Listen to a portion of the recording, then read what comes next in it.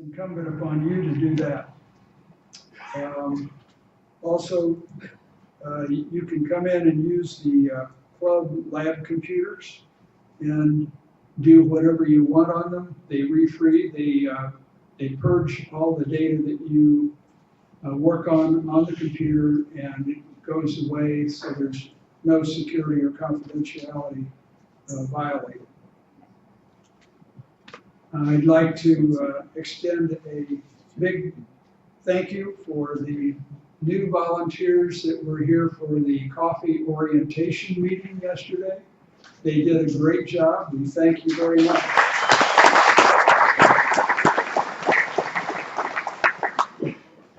And they found out it wasn't as difficult as they thought. So if you want to add to that, if there's somebody out there that wants to get in on that game, feel free. Just let us know and we can work on that. As I said earlier, the topic is OneDrive and Win 10, the new release that's coming out, plus Defender antivirus comments by Dan Ray, and that's going to be in August. So mark your calendar for August 11th in that regard. And we will be continuing all of our meetings the balance of the year on the second Saturday of each month. Now, while we're talking about meeting times, how many of you would not be able to come to a meeting if we had a morning meeting Monday through Thursday? Hands, please. 2, 3, 4, 5, a dozen. Okay. The reason being is we're having some discussions with CAM with regard to the availability of this room on Friday, Saturday, Sunday. And I wanted to get a little bit of a feel for how many would not be able to come if we held that during the week. And there are a number of other people that do work in the community. About, 40% of the people still are employed, and they do not have access to this meeting other than Saturday. I put this up only as a reminder. We don't have any classes scheduled for July or August. We'll resume classes in September. But if you have an idea of a class that you'd like to hear about, talk to Ralph at some point in time in the next month or so, and we'll see if he can find an instructor and have a class. In the interim, feel free to come to our cool lab and work with a monitor. If you don't understand something on your iPad or iPhone or Android or tablet or whatever, and you just want some one-on-one instruction, feel free to come into the lab. We normally have people that are quite knowledgeable about all of those devices, and a little bit of one-on-one time works very nicely. Community events, we have a summer concert on August 2nd. We had one just this past Thursday that was very nice, and there was a nice breeze off the lake. We thought it was going to be a hot night, but it was very, very nice. So feel free to attend the August 2nd concert. As a reminder, there will be an Ion Film crew here, I believe on July 18th, although that date has been shifting a little bit. They'll be on campus, and I believe they are going to spend some time in the computer lab. So if you want to be on a video, just maybe plan on maybe the 18th coming into the lab. Although I don't know what date the 18th is. Is that a Thursday? Thursday. The association board meeting will occur at 6 p.m. on July 25th. And don't forget free food at Aiken Field on August 7th.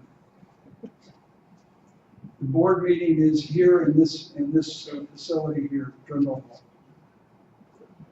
So without further ado, I have one other announcement to make, and that is you recently, if you live in either Rutland or Grafton Township, you will have received a notice in the mail about an amendment And the amendment is that the dates for closure for petitioning your assessment for Rutland has been moved to August 6th, and for Grafton, it's been moved to August 9th.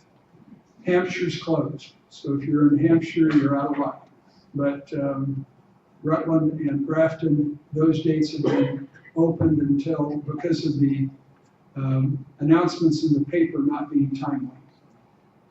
Last thing I wanted to announce before we get to our good speakers is the fitness has added a new service. They are doing Centegra physical therapy in our fitness center. And I don't know how many days a week that will be, but I believe that service starts in August. So you may, if you aren't having PT over at Centegra and you would prefer to take it here in the lodge, that service will be available. And without further ado, I'd like to bring John Sterling up first, and you'll find out things that you should know about your computer, but they're betting you don't. We know they don't because we see their computers in the lab.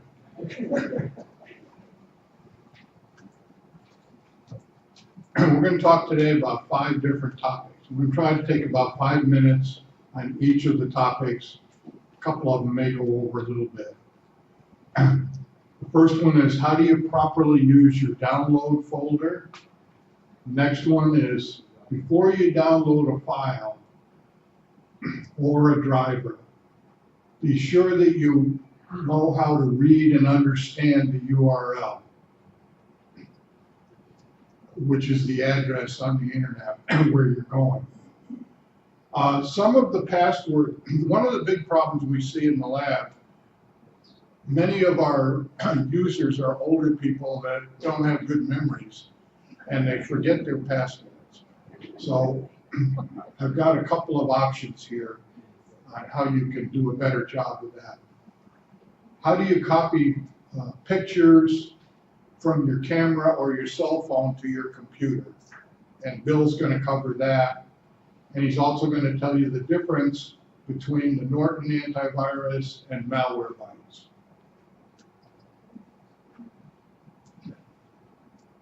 How do we know that members need help downloading pictures and files? We see this very often, and let me show you with the pointer. These numbers here mean that you've downloaded that file 8 times. And if you look at the timestamp, it was all within about 5 or 6 minutes.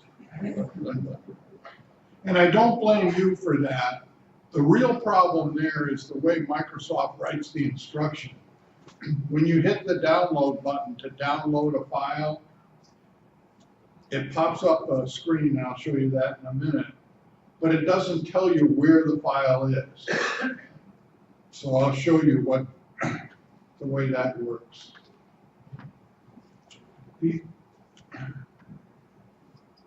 When you hit the download button, you don't hear anything happen, you don't see anything on the screen, but when it's done, it gives you this for options. And most of the time, what you want to do is hit save. The problem, though, is that people hit save and it doesn't say anything, it doesn't do anything. You're just supposed to know this. Well, a lot of people don't. And if you don't, you end up not knowing that that file has gone to the download folder.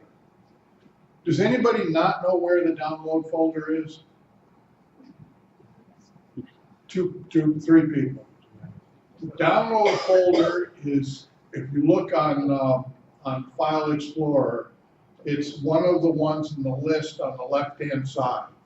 So when you click download to download a file, it goes into the download folder, and if you hit save, you can then go to that folder and pick up that file. The other thing you want to look out for when you're doing downloads, they love to give you optional offers. In this particular case, if you're downloading Adobe Acrobat, they have this already checked because they know you're gonna want this. Although sometimes you may not. This is to download Google Chrome. It's already checked, so before you hit install on the file, uncheck that. There's another one on here also. Install the Acrobat Reader Chrome extension. You really should uncheck that also. But whenever you do a download, always look on this screen before you install the file to make sure that they're not putting some other things on your computer that you may not want. Okay, when you hit save, if you go to the download folder, and this is the download folder, that file is right here. And all you need to do to install that update for Adobe Reader is double click on this file and it will install. The other thing you want to look out for, this is the sheet to download CCleaner. And there's three options. The first one is to just buy the professional version. And the second one is to take the professional trial. And be careful doing trials, because generally they'll run 14 to 30 days, and at the end of that time you start getting pop-ups. Do you want to buy this now? Now's a good time to buy this. Here's a better deal on it. It'll give you all kinds of things. And you're going to have to go in and turn those pop-ups back off. The one you want is the one that says free and download.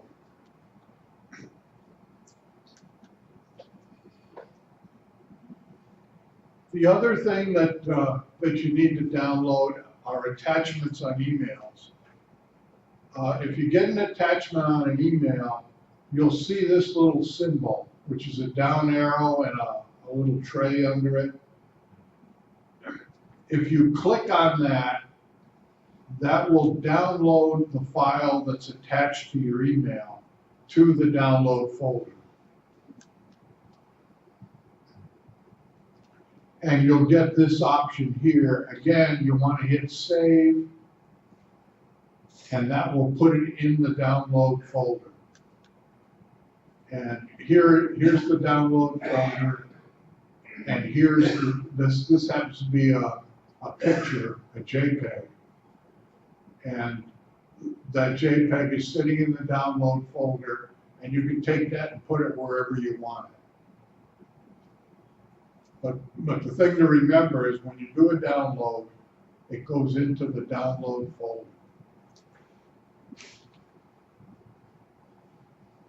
Okay, before you download a file from the internet, be sure that you read and understand the URL. For example, BMO Harris is bmoharris.com. That's the true website for it. But if you see one in there that says bmoharris.loans.com, that's a fake website. That's not real. Somebody has created a website called bmoharris.loans, which is not BMO Harris. And this is very common to redirect you to a different website. Here's another one, free download-ccleaner.com. The true website is ccleaner.com. You always want to look for either .com, .gov, .edu, and the word before it. Now you can't be 100% sure that that's the correct one, but you can be 100% sure that that's not the correct one there.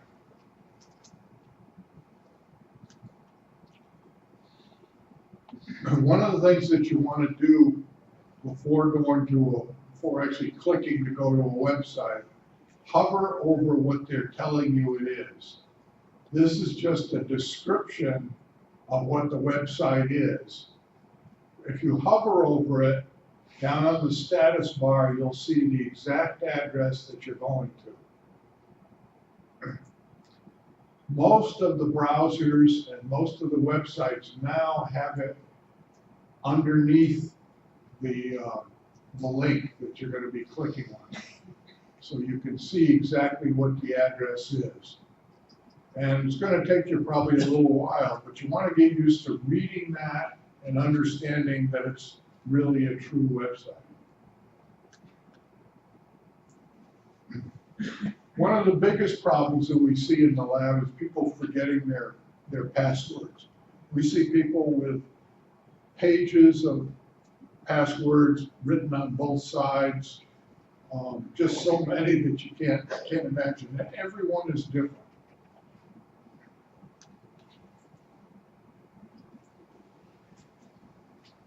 One of the best ways to solve that problem is to use a free app that's available called LastPass.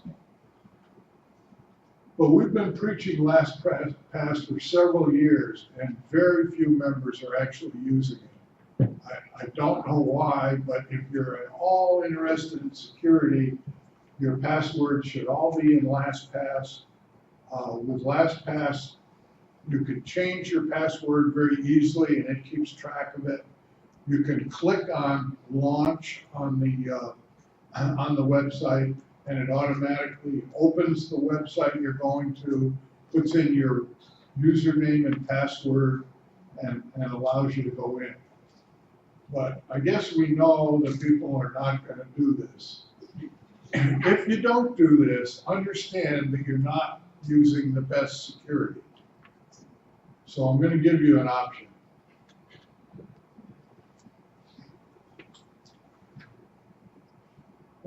When I look at my passwords, I actually use LastPass, but when I go down through there, if I have ones like BMO Harris, PayPal, Ameritrade, Amazon, if you have Amazon Prime and your credit card is in there, you don't want anybody going into those websites. But the ones that need to be really secure, like these, are very few of the actual websites.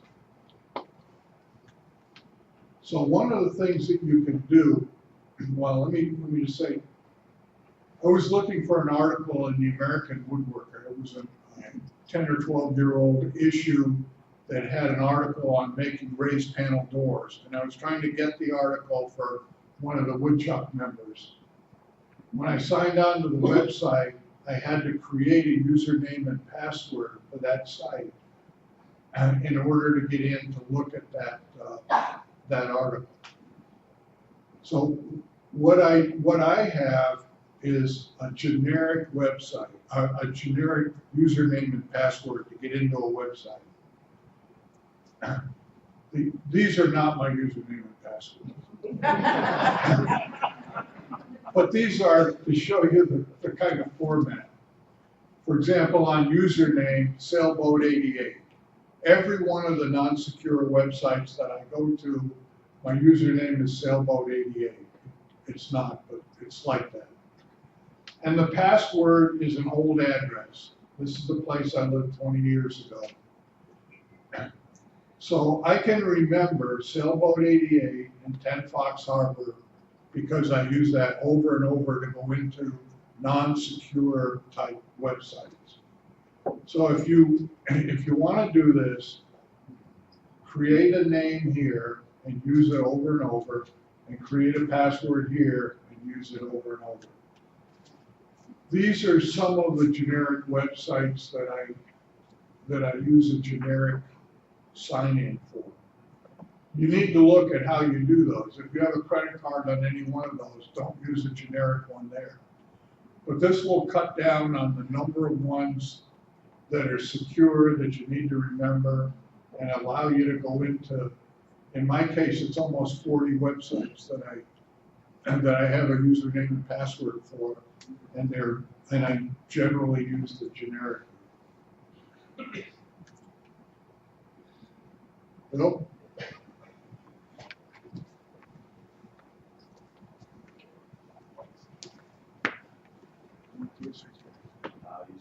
So they told me to start off with a joke, but am I bleeding here?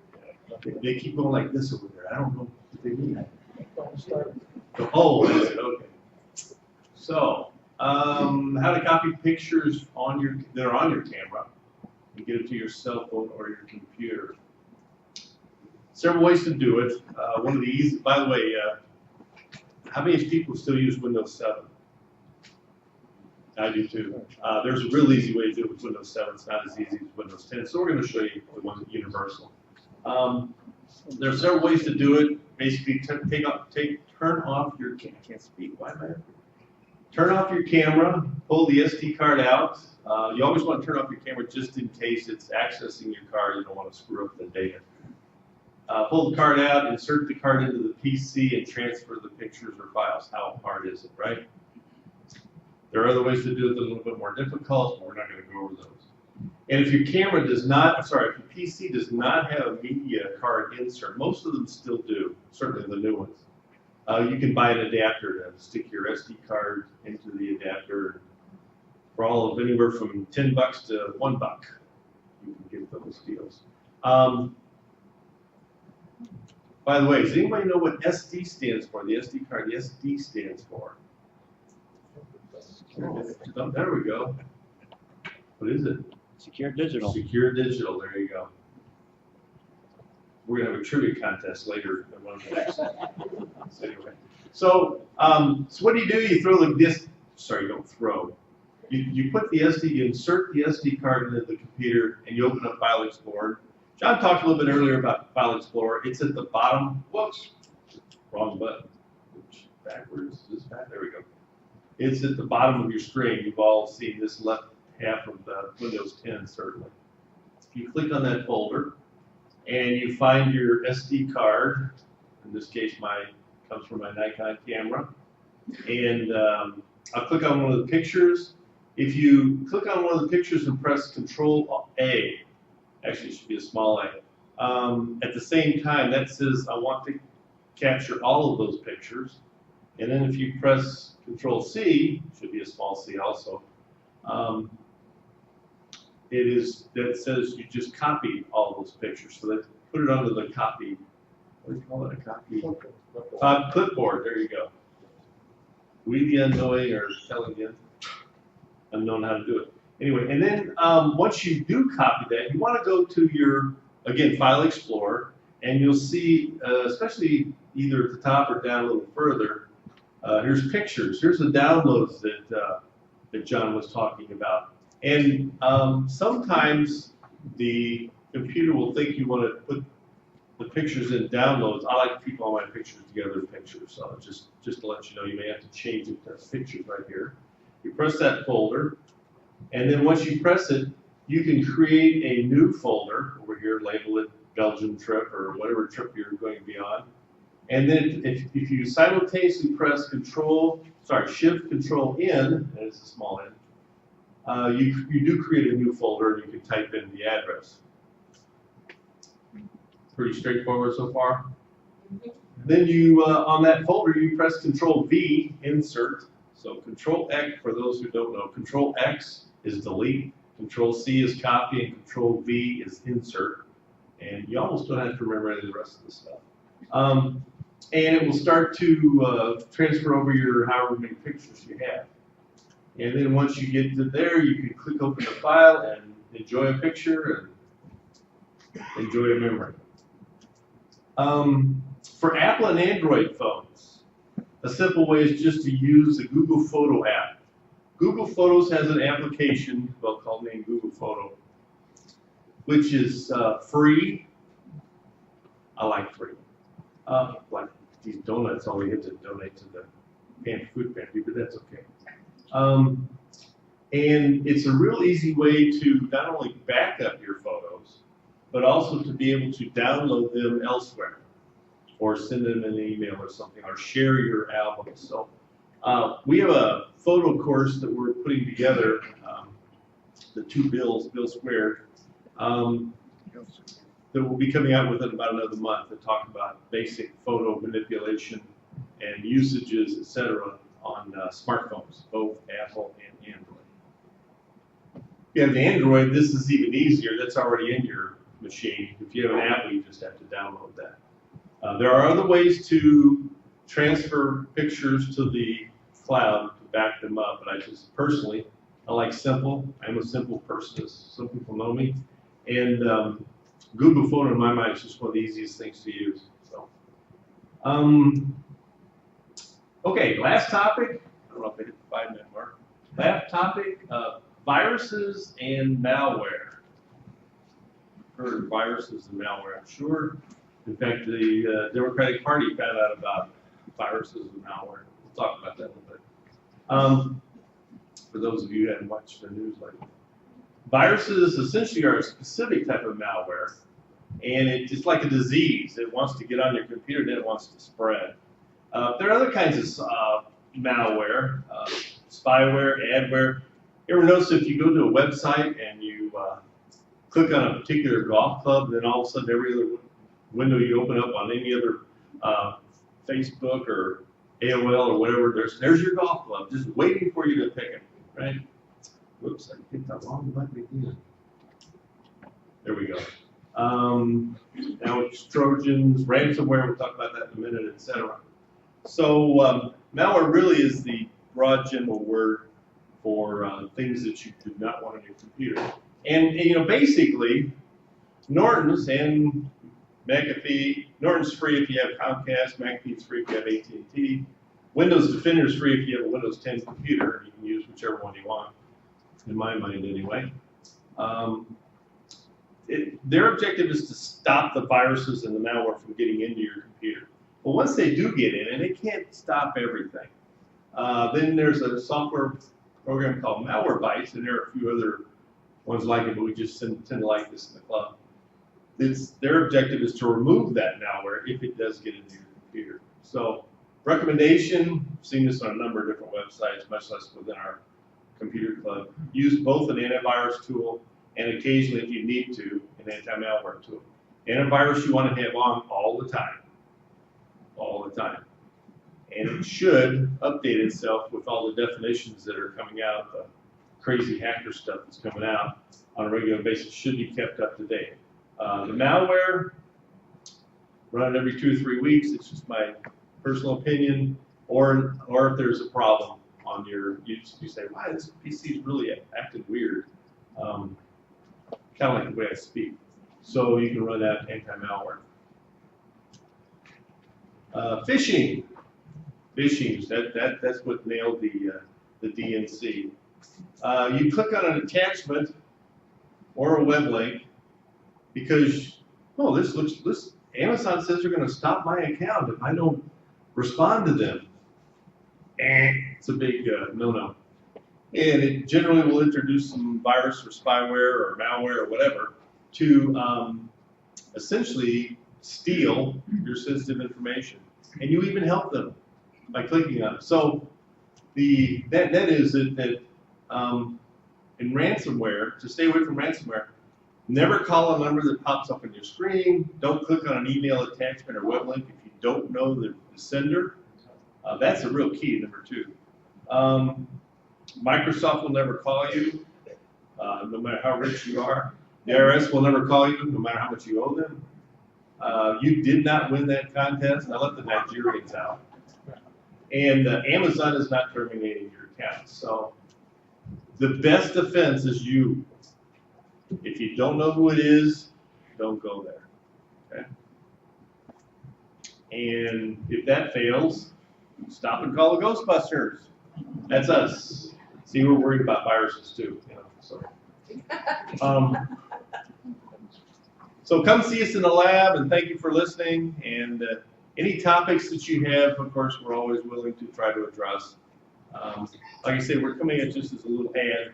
We're trying to come out with some new courses for both Android and Apple, not all Apple products, the iPhones and iPads.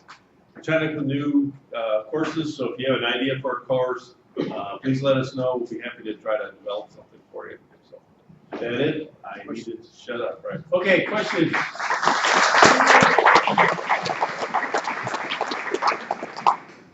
Okay, one thing, Bill, you mentioned having antivirus and malware.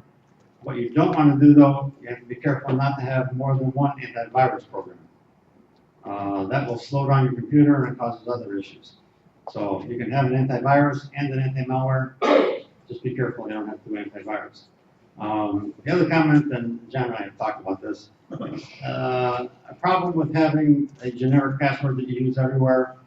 Some of those sites that you go to may seem harmless to use your generic password everywhere, but they may have a forum where you can leave comments, and if that password is compromised, what these people do that find out the password for this one website, well, they'll have a program that'll go through a whole list of websites with that same user code and password trying to log in. And if they find one that logs in, they can sell that. And they can start posting spam ads for Viagra and stuff on these under your name. So I try not to. I use LastPass, and I have about 600 passwords saved in there because every website is different. So that would be my recommendation, but I know everybody's not going to do that. Okay, that's. I tried to give some caveats there that this is not the most secure way of doing it, but since not nobody, but since very few people are actually using LastPass after all the times we brought it up, here's an alternative. Just be aware you're not as secure as you think. It seems harmless, but it's not necessarily. Understand. And George? One thing, if you're using Norton from Comcast, Norton has a password vault built into that program. So it's already on your computer if you put the Comcast program on. And it works very well. The second thing I was going to mention was that Malwarebytes, which is what we use in the lab, there's two versions of that. The free version, which is what we use typically, that will scan your computer, find things, clear them out. There's a paid version, which is about $24, $25 a year. That runs in the background all the time, and that blocks things from coming on in the first place. And then it runs periodically as far as a scan. So you have two options on using Malwarebytes. Yeah, one other thing, the Norton's with Comcast, you're getting, they used to call it Norton 360, now they call it something else. You are getting the top end Norton's product. Some of your antivirus products are priced based on what you get or don't get. But those of us on Comcast, when you get your Norton 360, or again, whatever they call it now, you're getting everything, the whole ball of wax, which does a lot of malware fighting too. So. And I don't work for Comcast, so that's. Hey, Phil, you were talking about downloading Google Photos. So when I downloaded picture files from Google Photos to my computer, went back and kind of checked the resolution, and they're not the same. The download JPEG is a little bit less than what my original image is. Is there a way to do that so I get the same resolution? Yes, that's one of the points we're going to address in our class, so you'll be our first student. Actually, you're going to be teaching the other class for Androids. Google Photo has some, I mean, there's no software out that does everything for everyone, especially for free. Google Photos does a nice job for most people who are just going to look at pictures on their handheld device or even their computer. But if you want to print a 20 by 30 poster of your grandkids, you want to either keep that in your phone or transfer that directly to the computer so you can keep the maximum resolution. You do have an option with Google Photo to keep the maximum resolution, but then they do start to charge you. So that is, when you first sign up for Google Photo, that's your choice. Most people, again, I'm just throwing out this is just my opinion, most people don't need or use the maximum resolution unless you're going to be doing some serious work on paper or on a canvas of that particular file. Yeah, you have to take a picture and print it out. Your original picture at 8 by 10 is the size you usually print. You don't usually go much more than that, do you?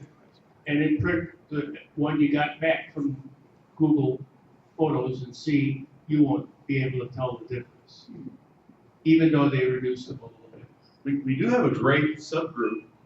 Actually, it should be a super group in my mind. Gentleman, Mr. Jeff up here is going to stand up, please. One of the most humble, knowledgeable photographers that I've run into in a while. They do have a group there, and they talk about these issues about photos and, do you want to compress them or not, and different ways to take care of it. So there is this, and by the way, if you're in the computer group, you automatically belong to the photo group. I love this free stuff, right? On the Google Photos, if you take a picture with a camera that makes the picture about 6 megabytes, and then you put it on Google Photos, it'll reduce it down to about 600 kilobytes. No. Yes, it does. So as you can tell, there's a lot of discussion. When it comes to a general rule of thumb, again, I like to kind of take things down to the most basic level. General rule of thumb, if you're only going to look at these pictures on a monitor, any kind of monitor almost, except for maybe something like this, you're not going to see a difference, or you won't see much of a difference. But if you really want to get a little more serious about your photos and get that beautiful canvas of your beautiful grandkids, and we all have them, right? Or most of us anyway. Or you got your favorite nephew. Anyway, then you want to be a little more careful. And again, the photography group does a marvelous job taking care of it, helping you with that. But if you want to zoom in on your pictures and the picture gets reduced, it'll pixelate very quickly. All right, sometimes when you're on a website or you're trying to download or get some information, it'll say, go to your browser because you're blocked from that. And I don't know where to go at that point to remove whatever it is they don't, that's blocking it, like cookies or something.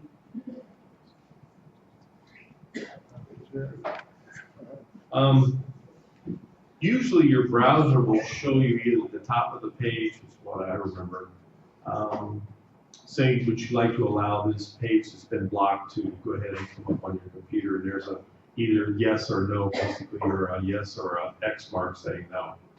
Ken? Sometimes they come up and say that this website has an invalid certificate. Yeah. And then you can go into So- details and you can say, So yeah, you go ahead. can get there, just look for something that says you want to allow that blocked website to happen once. However, realize that again, the browser is telling you, it's not sure about this one, are you? And again, that's why I say, the best form of security is you. Stay off the schedule. Yeah, and the other thing I would mention, when you're talking about downloading pictures from cameras, that refers to pictures you took on the camera. Now, if you get pictures sent in by a text message, you have to first put those on that camera, and then you can download them. But you can't download them directly to your computer from a text message. And that's one of the topics we will handle with our photography course coming up. My comment is about LastPass and other online password managers.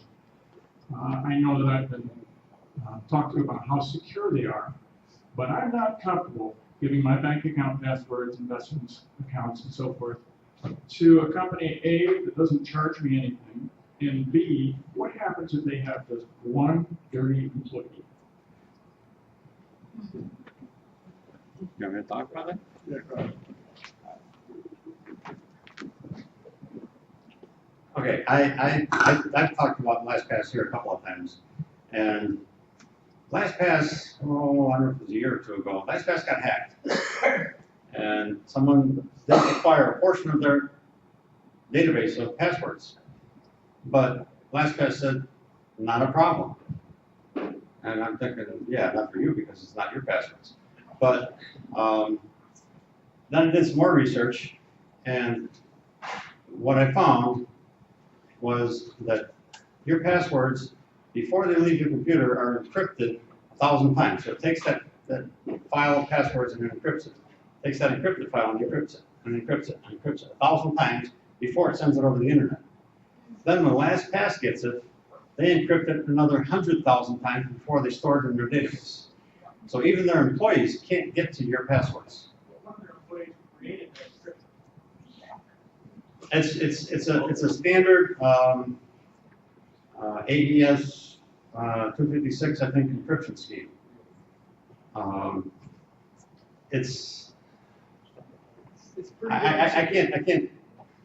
have to think about it more to explain it clearly to everybody here, how the encryption actually works. But the encryption is not the same for everybody, and it's, well, you should do some reading on it and maybe, well, you have to understand encryption schemes. And somebody didn't create that encryption scheme.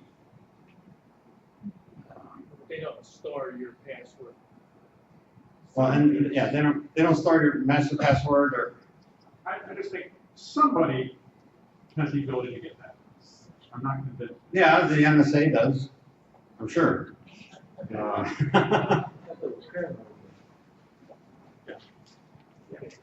You know, again, we're not suggesting that you must use LastPass.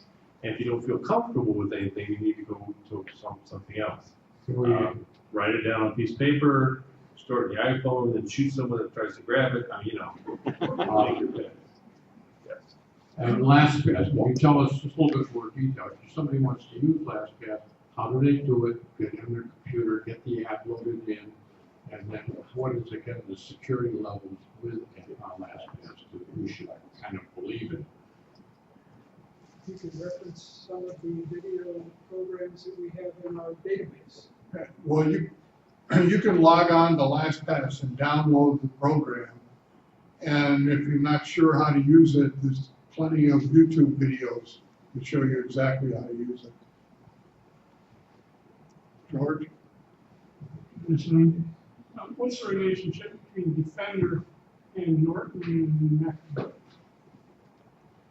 They hate each other. No. Norton is, sorry, I took my weird pills today. Norton and McAfee obviously are separate companies, although I think McAfee's owned by Intel, right? Anyway, they're considered separate companies. Windows has always had Windows Defender, but when they went to Windows 10, in some of our opinions, maybe all, I don't know, they've done a really nice job of creating a nice antivirus system that works with the Windows system, includes malware, gets updated definitions, etc. In fact, the other thing I like about Windows Defender is you do add a different antivirus. It says, okay, you got the ball now. I'm going to sit here and wait in the background. If for some reason you disappear, I'm going to pop back up again and save your, keep the antivirus on the computer. So it's one of those pick and choose. I use Windows Defender, Ken uses Norton 360. You're going to get about, if you come in the computer lab, if you haven't already gotten several opinions, you never talked enough of this, right? But anyway, they all three work very well. They're not all three perfect. None of them are perfect, which is why you have Malwarebytes and other Bitdefender and other things. So, does that answer your question?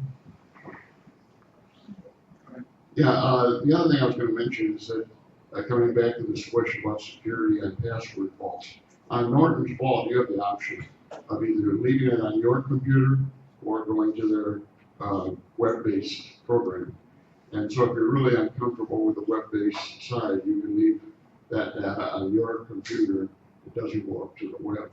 The other thing I was going to mention was when you're talking about downloads and getting strange things because you miss, and it's very easy to miss not unclicking something because it's not necessarily really clear the way this all works.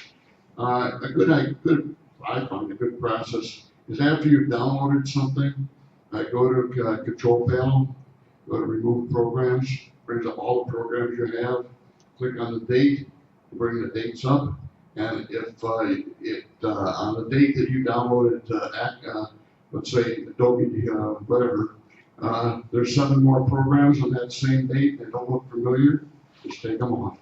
And that gives you pretty good coverage on it.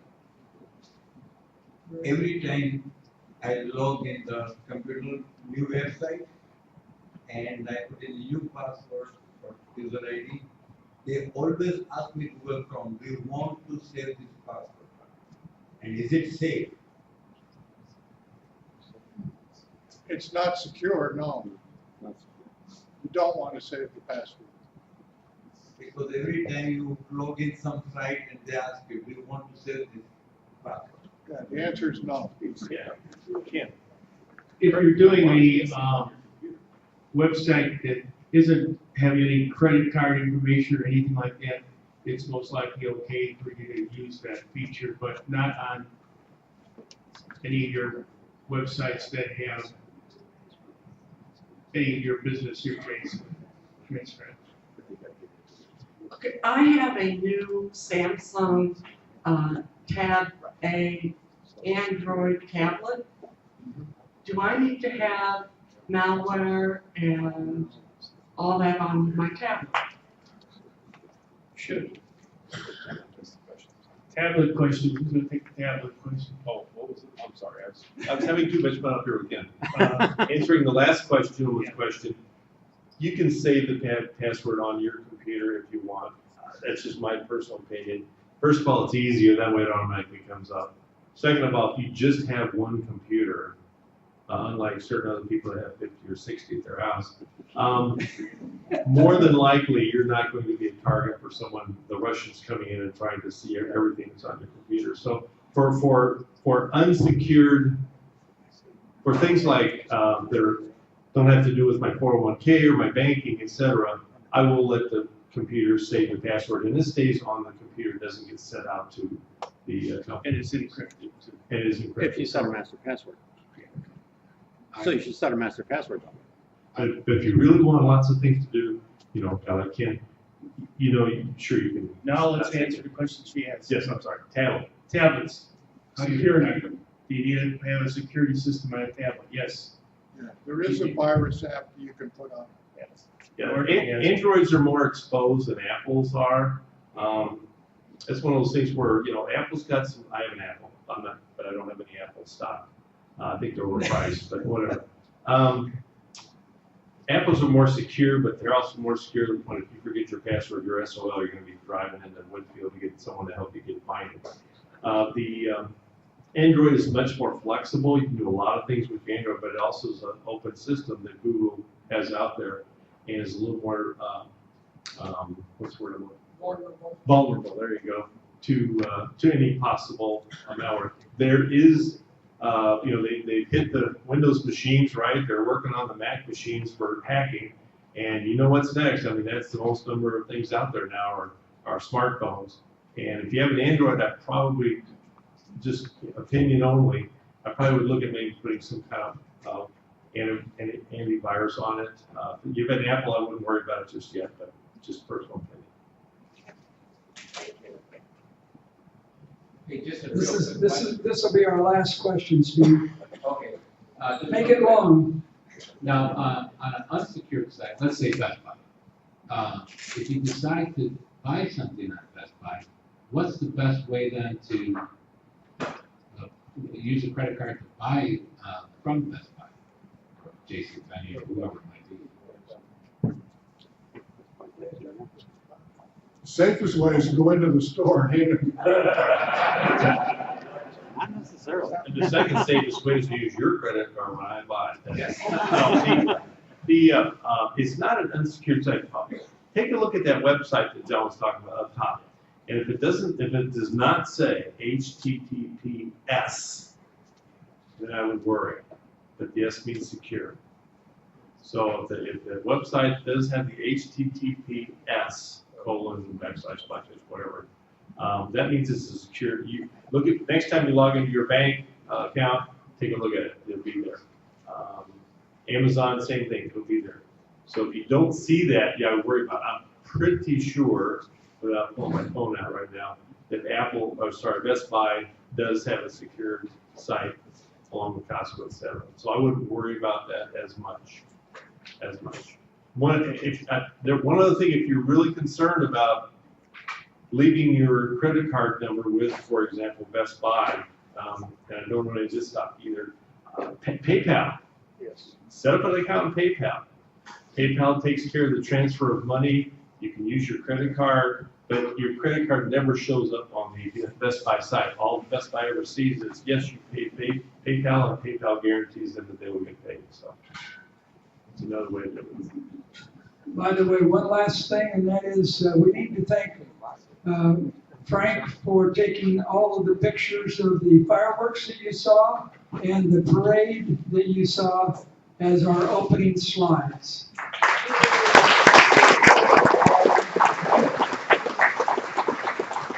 And with that, you can all rise.